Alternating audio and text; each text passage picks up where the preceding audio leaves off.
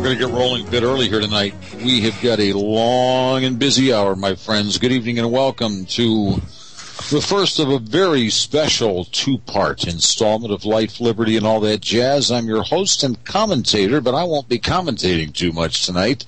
I am Jeffrey Bennett. You're listening to this program live on this 4th day of April, 2011, right here on RBN, Republic Broadcasting Network, a marvelous simulcast broadcast between Phoenix, Arizona, Round Rock, Texas, and Argentina.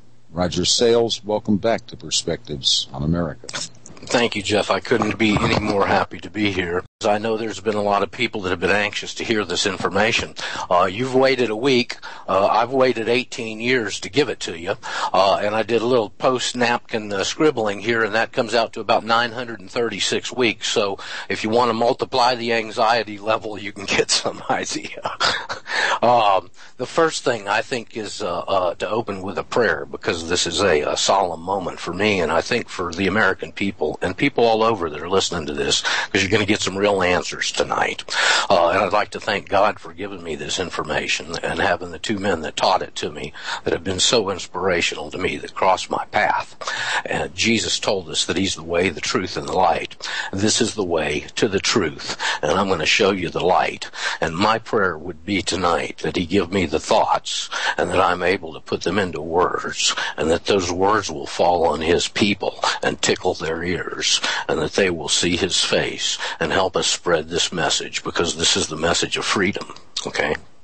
So, that out of the way. Let's start with, since we started with a prayer, let's start with some biblical background here. I want to give credit to these two little tidbits to Pastor Pete Peters, who I used to be an avid listener to, and picked up these little pieces of the puzzle out of his sermons from different times. And the first one is from John. I'm not sure the exact chapter and verse, but I'll give you the quote, and some of you biblical people can look it up. And it says, "A double-minded man is uncertain in all of his ways." Let me repeat that. A double-minded man is uncertain in all of his ways. And that is what they've done to all of us. And tonight, I'm going to try and untie those knots, because I'm going to go into a second here what I think their process is. And what they've literally done is tied your mind in knots. I'm going to give you another little story that I heard out of one of Pastor Pete's sermons one night. And I can't give you the book. I know it's an Old Testament story. And he was telling this story in reference to a sermon. And he was talking about the Canaanites or the Amalekites, or one of the old tribes, warring tribes in the Old Testament, wanted to go over and defeat their neighbors. And they worshipped Baal. And so they got a hold of Baal, and Baal was walking with them down the road, and they said, "We want to defeat our enemy, whoever they are. How do we do it?" And he said, "Trick them with words." And that's exactly what they've done. They've tricked the American people with words, and they've tied your mind in knots. And that's why nobody has been able to really figure out what we're going to go over in the next two broadcasts here. And I'm going to explain to you at least what, and I'll tell you what's fact, and I'll tell you what's my opinion. This is my opinion, because I've thought about this for many years. If you go back and look at the difference in the subconscious and the conscious mind, the subconscious mind carries a great much more information. That's the part of your brain that regulates your body. It tells every cell what it's supposed to do, when it's supposed to do it, and it reacts quicker than the conscious mind, which carries a lot less information, which is the one we run on. So I think that they're playing the differential in reaction time between your subconscious mind and your conscious mind. And I'm going to give you a perfect example, and I think it's one that everybody can relate to. And that's a word, gay. Okay, which for the entire history has always had a very positive connotation of light, happy, and breezy. As they have pushed their agenda forward, and homosexuality is certainly one of the planks of their agenda to destroy the family, is they've taken that word with a positive connotation, and they've attached it to something that most of us find pretty morally repugnant. And now if you turn on TV, which I haven't watched in years, or listen to any kind of regular network establishment broadcast, gay, gay, gay, gay, gay. And what they're doing with that word is they're sending that that word into your subconscious, and your subconscious is taking something that has always revolted most people, and it's sugarcoating it with a positive connotation that then affects your conscious mind. I don't know that for a fact. That's a theory I've got, but it certainly works into the things we're going to cover here tonight. So that's just a little bit of background. So now that we've gone to the Bible and we've dealt in a little psychology, we're all going to try and jump back into our second childhood. And in doing that, I'd like to read a little verse out of Alice in Wonderland. And I want to give you credit where I found this. I took a paralegal school when I was fighting the federales at one point years ago, and part of that class for 6 or 8 months, whatever it was on legal research, pretty important topic. We used a book from Nolo Press, which, if I remember right, is from the University of California at Berkeley. They put out a lot of self-help legal books, how to declare bankruptcy and all that kind of stuff. And this was in the front page of the Nolo Press legal research book, straight from Alice in Wonderland. And it says, "When I use a word," Humpty Dumpty said in a rather scornful tone, "it means just what I choose it to mean, no more, no less." "The question is," said Alice, "whether you can make a word mean so many different things." "The question is," said Humpty Dumpty, "which is to be master. That's all." Powerful words. I wonder if anybody has ever read that caught that. Now, what's the background on Alice in Wonderland? Alice in Wonderland was written by Lewis Carroll. That's a pen name. Lewis Carroll had a very close friend that was a teacher at Oxford University in England, who was also a painter. And he would come over to Lewis Carroll's house at least once a week, maybe twice a week. You can go read this in Wikipedia yourself. And he would teach Lewis Carroll's 2 daughters watercolor painting. This teacher's name was a guy named John Ruskin. Now, that name's probably not going to ring a bell with very many of you. It's been lost in the dustbin of history. But John Ruskin was a professor at Oxford. And one of his students went on to be a pretty famous and wealthy guy. And his name was Cecil Rhodes.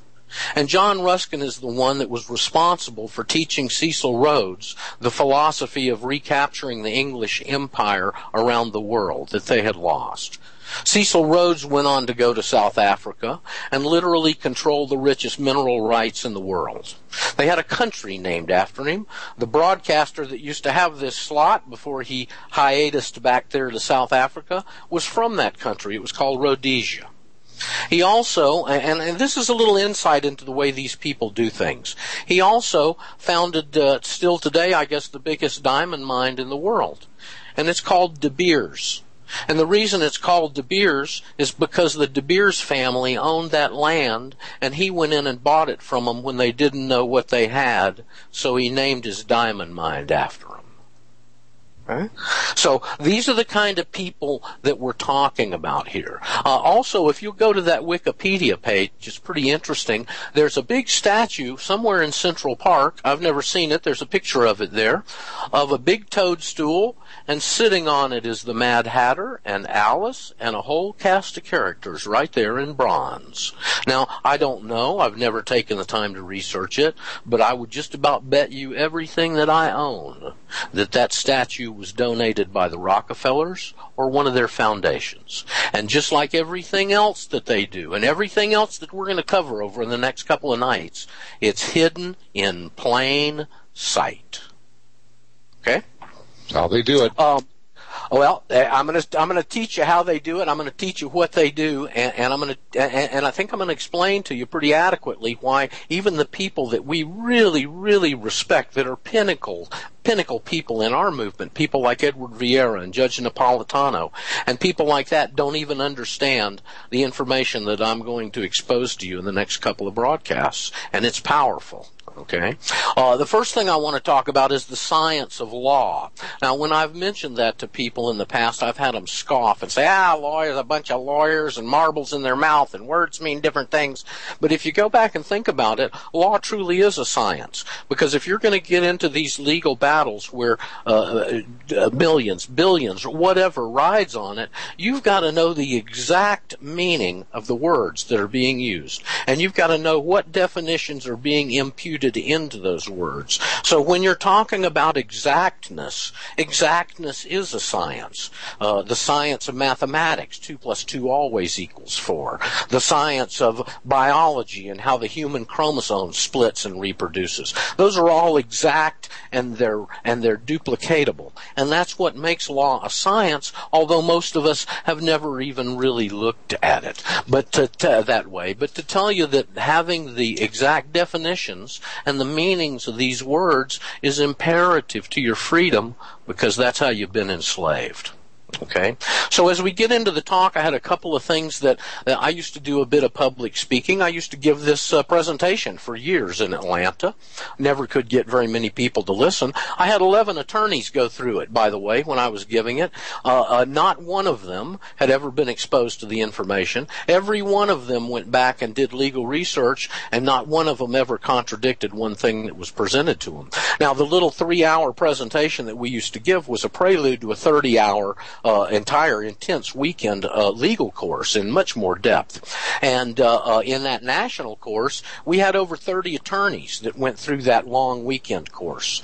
And one of them from Salt Lake City, I don't even know his name, but he'd practiced over 30 years. And when he got out of that course on Sunday, he went home, he was so disgusted, he ripped up his bar card, and he retired.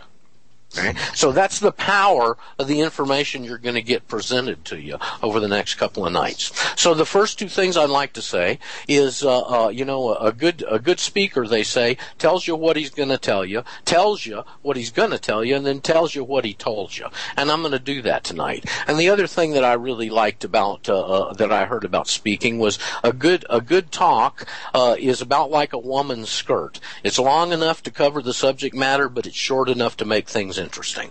And that's what we're going to try and do tonight, is keep things in concise. I'm not going to get off on too much tangential stuff. You've got an affidavit on Jeff's website and you need probably to give some of the listeners that don't go to your site or don't know about it, that are new, you need to give them that address, Jeff, and you can go pull up that affidavit tonight and you can read it on your own. We'll cover a bit of it, but there's some things you're just going to have to do for yourself, okay? They can find the website republictradinggroupinternational.com. And what you don't know, Roger, is I think the importance of all of this is I'm going to be putting together a special segment on the site where all of this information can be archived, and they'll be able to go there at any time. Fantastic. Now we're going to jump back in history a couple of thousand years, and we're going to go to a Chinese general named Sun Tzu. When I first got into this, I had no idea who this guy was, and I was raised in a military family. Okay? Many of you don't know who he is, but I can promise you this. Every conqueror in the history of the world since him has read his book and followed his protocols. And the one thing I'm going to tell you about Sun Tzu was one of his final statements.